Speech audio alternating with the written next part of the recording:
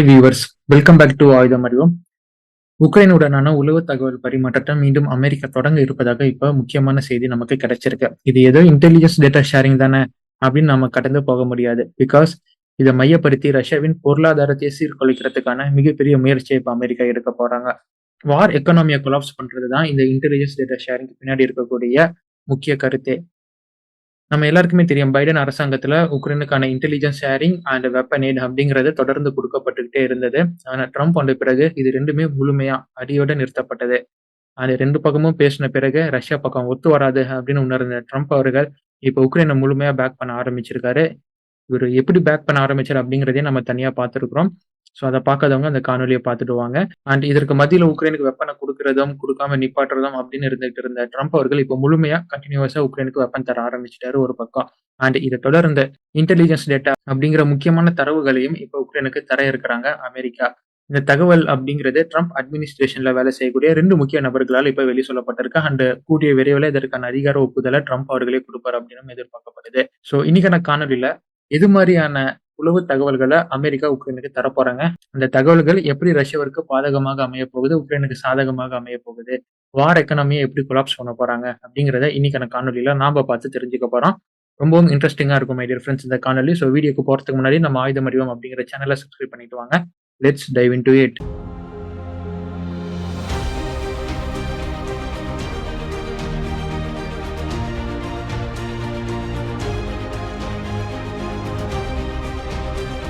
இந்த வாட்டி ரஷ்யாவின் எக்கனாமியை கொலாப்ஸ் பண்ண அமெரிக்கா கையில் எடுத்திருப்பது எனர்ஜி இன்ஃப்ராஸ்ட்ரக்சர்ஸ்.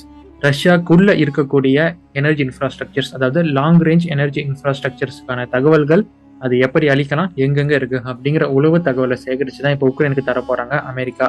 இது மூலியமா ரஷ்யா தன்னுடைய டீப் இன்சைட் ரஷ்யாக்குள்ள இருக்கக்கூடிய energy infrastructures, storage facilities and இன்னும் முக்கியமான சில டிபாட்ஸ் இதெல்லாமே சேஃப் அப்படின்னு நினைச்சிட்டு இருக்கக்கூடிய ரஷ்யாவுக்கு அந்த இடத்துல தாக்குதல் நடக்கும்போது, முக்கியமா இது மாதிரி சேஃபான எனர்ஜி இன்ஃப்ராஸ்ட்ரக்சர் எல்லாமே தாக்குதலுக்கு உட்படும் போது அவங்களுடைய எக்கானமி ஆட்டோமேட்டிக்கா டான்ஸ் ஆட ஆரம்பிக்கும். இப்ப ரஷ்யா மேல இருக்கும் பல கட்ட பொருளாதார தடையினால லீகலா ரஷ்யாவில் இருக்கும் பிசினஸ் மேன்ஸா இருக்கட்டும் இல்ல நிறுவனங்கள்னால ஒரு பிசினஸை உலக நாடுகள் கூட பண்ண முடியாது. லைக் ஒரு லீகல் பிசினஸ் இல்ல agriculture product import and export அப்படிங்கறதெல்லாம் அவங்களால லீகலா பண்ண முடியாது. இல்லீகலா மற்றும் பிளாக் மார்க்கெட் வழியாக தான் அவங்க பண்ணிட்டு இருக்கிறாங்க. ஆனா அவங்க பெருமளவுக்கு லீகலா பண்ணக்கூடியது அப்படின்னு பாத்தீங்கன்னா 2 செக்டார்ல இருக்கு. ஒன்னு வெப்பன்ஸ், இன்னொன்னு எனர்ஜி. எனர்ஜி அப்படின்னு எடுத்துக்கிட்டோம்னா அவங்க ஆயிலையும் சேல்ஸ் பண்றாங்க, அதே மாதிரி கேஸையும் உலக நாடுகளுக்கு சேல்ஸ் பண்றாங்க. வெப்பன்ஸ் அப்படின்னு பார்த்தாலுமே உலக நாடுகளுக்கு அவங்களுடைய வெப்பன்ஸை சேல்ஸ் பண்ணிட்டு இருக்கிறாங்க. ஸோ இந்த சேல்ஸை வச்சுதான் அவங்களுடைய எக்கனாமி அப்படிங்கிறது இப்போ வரைக்கும் கொஞ்சம் ஸ்டெடியாகவும், இந்த சாங்ஷனை காட்டிலும் கொஞ்சம் ஹையா போகுது இவங்க எக்கனாமி அப்படிங்கிறதும் இந்த 2 மையப்படுத்தி தான் போயிட்டு இருக்கு.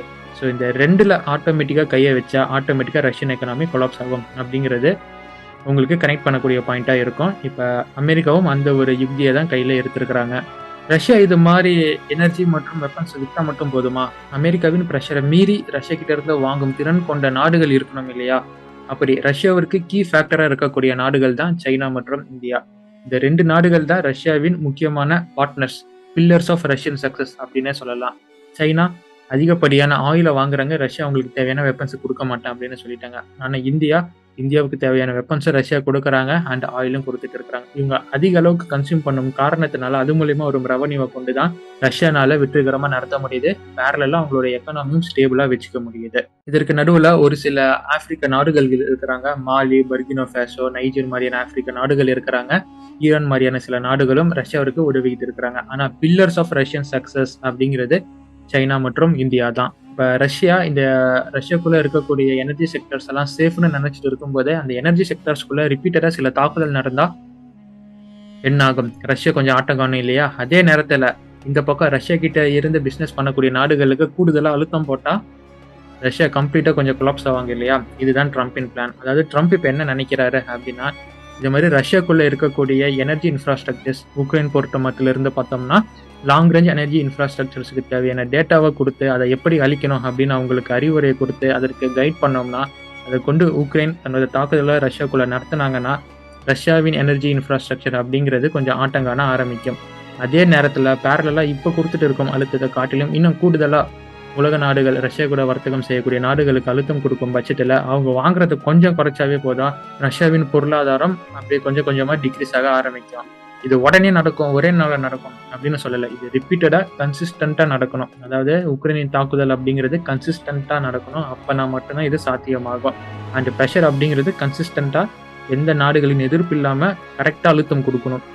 இப்ப குடுத்தாங்களே, ட்ரம்ப் நான் குடுக்குறேன், ஐரோப்பிய ஒன்றியம் நீயும் குடு, இந்தியா வாங்குறத நிறுத்தலாம்னு சொல்லும்போது, நான் குடுக்க மாட்டேன்னு ஐரோப்பிய ஒன்றியம் பேக் அடிச்சாங்க. அது மாரிலாம் இருந்தா இந்த இடத்துல இது வேலைக்கு ஆகாது. ஸோ ப்ராப்பரா அழுத்தம் குடுக்கணும். அப்பனா மட்டும்தான் ரஷ்யாவின் இந்த வார் எக்கனாமிய கொலாப்ஸ் பண்ண முடியும் இவங்களுடைய பிளான் படி. சரி, ரஷ்யாவின் வார் எக்கனாமிய கொலாப்ஸ் பண்ணா அவங்களுடைய எனர்ஜி இன்ஃப்ராஸ்ட்ரக்சர் அடிச்சு இந்த பக்கம் பிரஷர் குடுத்தா மட்டும் போதுமா அப்படின்னு கேட்டா, கண்டிப்பா பத்தாது. அவங்களுடைய வெப்பன் செல்ஸ் அதையும் இவங்க கை வச்சாகணும். ஏற்கனவே கேட்ஸா மாரியான பல உலகளவுல ரஷ்யாவின் வெப்பன்ஸ் கிரிட்டிக்கலான வெப்பன்ஸை வாங்கும் நாடுகள் மீது அவங்களுடைய பொருளாதார தடையை போட்டுக்கிட்டு இருக்கிறாங்க. லைக் அவனுடைய வெப்பன்ஸ் வாங்கினா என் வெப்பன்ஸ் கொடுக்க மாட்டேன். இது மாதிரி ஒரு பக்கம் தடை இருந்தாலும் இப்ப இருக்கும் அரசாங்கம் சொல்லவே வேணாம், டேரிஃபை போட்டு பொழந்துகிட்டு இருக்கிறாங்க. ஒருவேளை நீ ரஷ்யா கிட்ட அதிகமான வெப்பன்ஸை வாங்கின, என்கிட்ட இருந்து பிசினஸை குறைச்சினா அதற்கு ஒரு டேரிஃபை போடுவான்னு மிரட்டுவாங்க. அதே மாதிரி பைலேட்டர் ட்ரேட்ல உனக்கும் எனக்கும் சரிசமமா ட்ரேட் நடக்கிறது இல்ல, என்கிட்ட இருந்து அதிகமான ராணுவ சாதனங்களும் இல்ல அதிகமா கொள்முதல் பண்ண அப்படிங்கிற மாதிரி அழுத்தத்தையும் கொடுப்பாங்க. ஸோ இப்படியும் அவங்க ஆட்டோமேட்டிக்கா இந்த வெப்பன் சேல்ஸ், ரஷ்யாவின் வெப்பன் சேல்ஸை சோக் பண்ண அதிகமான வாய்ப்புகள் இருக்கு. நீங்க சொன்னா நம்ப மாட்டீங்க, ரஷ்யாவின் வெப்பன் சேல்ஸ் அப்படிங்கிறது ரொம்ப சரிவை நோக்கி போயிட்டு இருக்கு.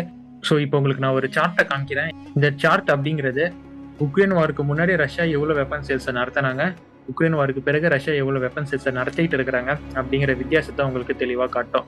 சரி, இப்ப அடுத்த கேள்வி, வெறும் இன்டெலிஜென்ஸ் டேட்டா மட்டும் அடிக்க சொன்னா மட்டும் போதுமா, உக்ரைனால அடிச்சிட முடியுமா, அவங்க கிட்ட வெப்பன்ஸ் இருக்கா அப்படிங்கிற கேள்வி நமக்கு வரும்ல.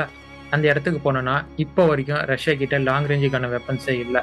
ஸோ ரஷ்யா இப்போ வரைக்கும் ஒரு லாங் ரேஞ்ச் தாக்குதல் நடத்துறாங்க அப்படின்னா அது பாலிஸ்டானியா அப்படிங்கிற அவங்களுடைய ட்ரோன் மிசைலை கொண்டு தான் லாங் ரேஞ்ச் தாக்குதல் நடத்துறாங்க. அண்ட் கம்ப்ளீட்டா அவங்களுடைய ட்ரோன்ஸை டிபெண்ட் பண்ணி தான் அவங்களோட லாங் ரேஞ்ச் தாக்குதல் எல்லாமே இருந்துகிட்டு இருக்கு. எக்ஸப்ட் ஸ்டார்ம் ஷேடோ, அதுவும் அவங்க கிட்ட எவ்வளவு இருக்கு அப்படின்னு தெரியல. அதே மாதிரி அவங்க கிட்ட GLMRS மற்றும் ஹைமர்ஸுக்கான லான்ச்சர்ஸ் இருக்கு, பட் மிசைல்ஸ் இல்ல.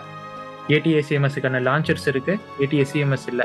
இது மாதிரியான பல சிக்கல்ல இப்போ உக்ரைன் சிக்கிட்டு இருக்கிறாங்க. As the plan to collapse the Russian war economy, இந்த லாங் ரேஞ்ச் எனர்ஜி இன்ஃப்ராஸ்ட்ரக்சர் அடிக்கிறதுக்கான டேட்டாவை தரது மட்டும் இல்லாம அதற்கான மிசைலையும் தர இருப்பதாக தகவல் கிடைச்சிருக்கு. நம்ம சமீபத்துல உக்ரைனிய அதிபர் மற்றும் அமெரிக்க அதிபர் சந்திப்புல டாமஹாக் மிசைலை ஜெலன்ஸ்கி கேட்டிருந்தாரு அப்படின்னு சொல்லியிருந்தோம் இல்லையா. அதை இப்ப பீட் ஹெக்ஸெட், அமெரிக்காவின் செக்ரட்டரி ஆஃப் வார், ஸோ அவரும் இதை உறுதிப்படுத்தியிருக்கிறார். அவர் சமீபத்திய பேட்டியில அவங்க கேட்டிருக்கிறாங்க, டாமஹாக் மிசைல் மற்றும் பரகோடா மிசைல் அங்க கிட்ட இருந்து கேட்டிருக்காங்க. அதை பத்தி முடிவு எடுக்கும் பேச்சானது இப்ப ட்ரம்ப் மற்றும் சில நிபுணர்களுடன் போயிட்டு இருக்கு. ஆனா அல்டிமேட் முடிவை ட்ரம்ப் வெளியிடுவாரு, கரெக்டான நேரத்துல வெளியிடுவாரு அப்படின்னு செக்ரட்டரி ஆஃப் வாரின் தலைவர் பீட் ஹெக்ஸெட் அவர்கள் இப்ப சொல்லியிருக்கிறாரு. ஸோ அதன்படி பார்த்தோம்னா இப்ப வெறும் டேட்டாவை கொடுக்கறது மட்டும் இல்லாம லாங் ரேஞ்சுக்கான மிசைல் இவங்க கைக்கு கிடைக்கும் அப்படின்னு எதிர்பார்க்கலாம். அப்படி கிடைக்கும் பட்சத்துல கடினமான காலங்கள், இது இவங்க கன்சிஸ்டன்டா பண்றாங்களோ இல்லையோ, ஒரு கடினமான காலங்கள் ரஷ்யாவிற்கு காத்திருக்கு அப்படின்னு நம்மளால உறுதியா சொல்ல முடியும். இப்ப நினைச்சு பாருங்க, உக்ரைன் கிட்ட இந்த ஸ்டார்ம் ஷேடோ அப்படிங்கிற மிசைல் இருக்கு, பாலிஸ்டானியா அப்படிங்கிற மிசைல் இருக்கு, ATACMS கிடைக்கலாம், ஹைமார்ஸ் கிடைக்கலாம், அண்ட் டாமஹாக் மற்றும் பரகோடா மிசைல்ஸ் கிடைக்கலாம். ஸோ இப்படி எல்லாம் கிடைச்சிச்சுன்னா இந்த லாங் ரேஞ்ச் அட்டாக்கிங் டேட்டாவை கொண்டு இவங்க எது மாதிரி தாக்குதல் நடத்துவாங்க, எந்த அளவுக்கு ரஷ்யாவிற்கு ஒரு கடினமான காலம் வரும் அப்படிங்கிறத இந்த இமேஜ் மூலியமா நீங்க தெரிஞ்சுக்கலாம். இப்ப உங்க ஸ்கிரீன்ல டிஸ்பிளே ஆகிற மேப்ல நீங்க பாத்தீங்கன்னா நிறைய டாட்ஸ் அண்ட் டாட்டட் லைன்ஸ் எல்லாமே இருக்கும். அந்த டாட்ஸ் எல்லாம் என்ன ரெப்ரசென்ட் பண்ணுது அப்படின்னு பாத்தீங்கன்னா, ஸ்கை ப்ளூல இருக்கிறது மிலிட்ரி ஃபெசிலிட்டிஸ், ரெட் கலர்ல இருக்கிறது அதர் மிலிட்ரி டார்கெட் அப்படின்னு சொல்லப்படுது, அண்ட் கிரே கலர்ல இருக்கிறது ஆயில் ஃபெசிலிட்டிஸ், எல்லோ கலர்ல இருக்கிறது military training facilities, and green கலர்ல இருக்கிறது ஆமோ டெபாட். இதுல ரெட் கலர் மற்றும் எல்லோ கலர் அப்படிங்கிறது ஓரளவுக்கு உக்ரைனால தாக்கக்கூடிய and they are accessible to reach அப்படிங்கிற மாதிரி இருக்கு. ஆனா அதுவே இந்த ஸ்கை ப்ளூ கலர்ல கிரே கலர்ல உள்ளலாம் இருக்கு பாருங்க, இது போக ஒலினா ஏர்பேஸ், செவரோமஸ்க் ஏர்பேஸ் அப்படிங்கிற வரைக்கும் அவங்களால தாக்க முடியும். எப்ப அப்படின்னு கேட்டீங்கன்னா, அந்த டாட்டட் லைன்ஸ் போட்டிருக்கிறது எல்லாமே மிசைல்ஸ் தரக்கூடிய ப்ரிவிலேஜ். ஸோ டாமஹாக் மிசைல் இவங்க சொன்ன மாதிரி கொடுக்கும் பட்சத்தில் என்டையர் ரஷ்யாவே ஓரளவுக்கு இவங்கனால ஒரு 60 to 70% ரஷ்யாவை கவர் பண்ணி இவங்கனால அடிக்க முடியும் அப்படிங்கிறது இந்த மேப்ல இருந்து நமக்கு தெரிய வருது. அதாவது செவரோமஸ்க் ஏர்பேஸ் வரைக்கும் இவங்கனால போய் தாக்கிட்டு வர முடியும் அந்த மிசைலை கொண்டு அப்படிங்கிறது தெளிவாக தெரியுது. அண்ட் ATACMS நம்ம சொன்னோமே, மிசைல்ஸ் இல்லை ஆனால் லான்ச்சர் இருக்கிறேன், இது மாதிரி ATACMS அண்ட் ஸ்டார்ம் ஷேடோவெல்லாம் கொண்டு இப்போ அந்த அதர் மிலிட்ரி டார்கெட் மற்றும் மிலிட்ரி ட்ரைனிங் ஃபெசிலிட்டிஸ் இந்த ஃப்ரண்ட் லைன் கிட்ட இருக்குன்னு நம்மளால மேப்ல பார்க்க முடியுது. இதெல்லாம் இவங்களால ஈஸியாக அக்சஸ் பண்ணி அழிக்க முடியும் அப்படின்னு பார்க்குது. அண்ட் GLMRS, ஸோ இது ஒரு ஷெல்லிங் தான், இது கொண்டு இவங்களால ஃப்ரண்ட் லைன் இருக்கக்கூடியதை ஈஸியாக கவர் பண்ணி அழிக்க முடியும். ஸோ ஃப்ரண்ட் லைன்ல இருக்கக்கூடிய இவங்களால அழிக்க முடியும், ஆனால் ரஷ்யாக்குள்ள இருக்கிறத இவங்களால அழிக்க முடியாது.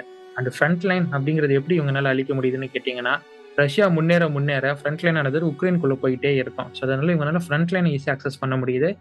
ரஷ்யா சேஃப்னு நினைச்சிட்டு இருந்த சில முக்கியமான பகுதிகளை இவங்களால அக்சஸ் பண்ண முடியல. ஸோ இது சேஃபாவே இருந்துகிட்டு இருக்கு இந்நாள் வரை. ஆனா இது மாதிரி லாங் ரேஞ்ச் அட்டாக் டேட்டா மற்றும் லாங் ரேஞ்ச் மிசைல்ஸ் கொடுக்கும் பட்சத்துல அதுவும் இனிமேட்டு அன்சேஃபா வருங்காலத்துல ரஷ்யாவிற்கு போகும். இதுதான் இந்த மேப் மூலியமா நான் சொல்ல வரது. ஃப்ரெண்ட்ஸ், சிம்பிளா இப்ப வர உக்ரைன் லாங் ரேஞ்ச் தாக்குதல் அப்படின்னு சொல்லிட்டு 50 கிலோகிராம் எடை உள்ள வார்ஹெட்டை கொண்டு ஒரு லாங் ரேஞ்ச் ட்ரோன்ல கொண்டு தாக்குதல் நடத்திட்டு இருக்கிறாங்க. இது எந்த அளவுக்கு எஃபெக்டிவ் கொடுக்கும்? லாங் ரேஞ்ச் தாக்குதல் சொல்லக்கூடிய சுமார் 500 கிலோகிராம் எடை உள்ள வார்ஹெட் கொண்ட மிசைல்ஸ், லாங் ரேஞ்ச் மிசைல்ஸ் கொண்டு தாக்கினா எப்படி இருக்கும்? அதுதான் இந்த டிஃபரன்ஸ். ஏதோ 10 நாளைக்கு டேட்டாவை கொடுத்துட்டு ஒரு 50 மிசைலை கொடுத்துட்டா நடந்துரும் அப்படிங்கறதெல்லாம் முடியாது. கன்சிஸ்டண்டா ஒரு 3 மாசத்துக்காச்சும் தாக்குதலானது தொடர்ந்து நடக்கணும். அப்ப மட்டும்தான் ரஷ்யாவின் வார் எக்கனாமி டான்ஸ் ஆட ஆரம்பிக்கும். கொலாப்ஸ் ஆகாது, டான்ஸ் ஆட ஆரம்பிக்கும். பட் ரஷ்யா அதற்குள்ள ஆல்டர்னேட்டிவ் வேவை சூஸ் பண்ணிடுவாங்க. இவங்க கையில வெப்பன்ஸ் கிடைச்சா மட்டும் இவங்கனால வெற்றிகரமா தாக்குதல் நடத்தி வார் எக்கானமியை கொலாப்ஸ் பண்ண முடியுமான்னு கேட்டா இன்னொரு சிக்கல் வருது. இந்த சிக்கல் உக்ரைன் கிட்ட இருந்து வருது. உக்ரைனுடைய மிலிட்டரி இன்டெலிஜென்ஸ் ஏஜென்சியோட டெபியூட்டி ஹெட் சிபிட்ஸ்கி என்ன சொல்றாருன்னா, எங்களுக்கு டாமஹாக் மிசைலே அமெரிக்கா கொடுத்தாலுமே அதற்கான கரெக்டான லான்ச் பிளாட்ஃபார்ம் எங்க கிட்ட இல்ல. உங்களுக்கே தெரியும், டாமஹாக் அப்படிங்கிறது நேவல் வெசல்ல இருந்து ஏவக்கூடியது, அப்படின்னா ஸ்ட்ராட்டஜிக் பாம்பர்ல இருந்து தான் ஏவலாம். ஆனா ரெண்டுமே உக்ரைன் கிட்ட இல்ல. ஸோ அப்படி இல்லாத பட்சத்தில் இவங்க டாமஹாக் மிசைலை கொடுத்துட்டு ரிசல்ட் வரும்னு பார்த்தாங்கன்னா எப்படி வரும்? வராது. அப்போனா டாமஹாக் மிசைலை கொடுக்குறாங்கன்னா அது கூட இவங்க லான்ச்சரை கொடுக்க வேண்டியது வரும். அப்போ லான்ச்சர் என்ன லான்ச்சர் அப்படின்னு கேட்டிங்கன்னா, டைஃபூன் மிசைல் லான்ச்சர் தான் இப்போ டாமஹாக் மிசைல் கூட இவங்க சேர்த்து கொடுக்க வேண்டியது வரும். அப்போ தான் இதை வச்சு தாக்குதல் நடத்த முடியும். சப்போஸ் உங்ககிட்ட லான்ச்சர் இல்லைப்பா, நான் லான்ச்சரையும் கொடுத்து மிசைலையும் கொடுத்து உங்ககிட்ட நான் ரிசல்ட் எதிர்பார்க்கணும் அப்படிங்கிறதுக்கு பதிலாக உங்ககிட்ட ஆல்டர்னேட் ஆப்ஷன்ஸ் இருக்குன்னு கேட்டால் ஆப்வியஸ்லி உங்ககிட்ட ஆல்டர்னேட் ஆப்ஷன் இருக்கு. ஒன்று ஜேசம் அப்படிங்கிற கிளைடிங் பாம்பை கொண்டு இவங்களால தாக்குதல் நடத்த தர முடியும். இன்னொன்னு ATACM, ஏற்கனவே சொன்னா சுமார் 250 கிலோமீட்டர் ஆல் மைல்ஸ். ஸோ அதை இவங்களால கொடுத்து தாக்குதல் நடத்த முடியும். ஆனா டாமஹாக் கொடுக்குற இம்பாக்டை இதை வச்சு இவங்களால கொடுக்க முடியுமான்னு கேட்டா கண்டிப்பா கொடுக்க முடியாது. இதை தான் செபஸ்கி அவர்களும் கன்சர்னா வச்சிருக்காரு. பல சட்ட சிக்கல்கள் கொண்ட பிளானா தான் இந்த ஒரு பிளான் ஆனது பார்க்கப்படுது. ஆனா இவங்க முடிவு பண்ணிட்டாங்க, ரஷ்யாவின் வார் எக்கனாமியா கொலாப்ஸ் பண்ணணும் அப்படிங்கிற முடிவுக்கு அமெரிக்கா வந்துட்டாங்க. அதற்கான நடவடிக்கைகளை ஒவ்வொன்றா எடுத்துக்கிட்டு இருக்கிறாங்க. ஸோ இனிமேட்டு இதை நோக்கி தான் போவோம். ரஷ்யாவுக்கு எதிராக ட்ரம்ப் திரும்புவாரு அப்படிங்கிறதுல எந்த டவுட்டுமே வேணாம். ஸோ இது மாதிரி ஒரு அக்ரெசிவான மூவா உக்ரைனுக்கு சாதகமாகவும் ரஷ்யாவிற்கு எதிராகவும் அமெரிக்கா தருவாங்க. ஸோ இன்னைக்கான காணொலியில இதை தான் நான் உங்களுக்கு சொல்ல விரும்பினேன். ஸோ இதை பத்தி நீங்க என்ன நினைக்கிறீங்க? உங்க நண்பர்களுக்கு பகிருங்க. பாருப்பா, அமெரிக்கா இதை மாதிரி ரஷ்யாவுக்கு எதிராக பண்றாங்க, நீங்களும் உங்க நண்பர்களுக்கு பகிருங்க. அவங்களும் பார்த்துட்டு 4 விஷயத்தை தெரிஞ்சுக்கிட்டோம்.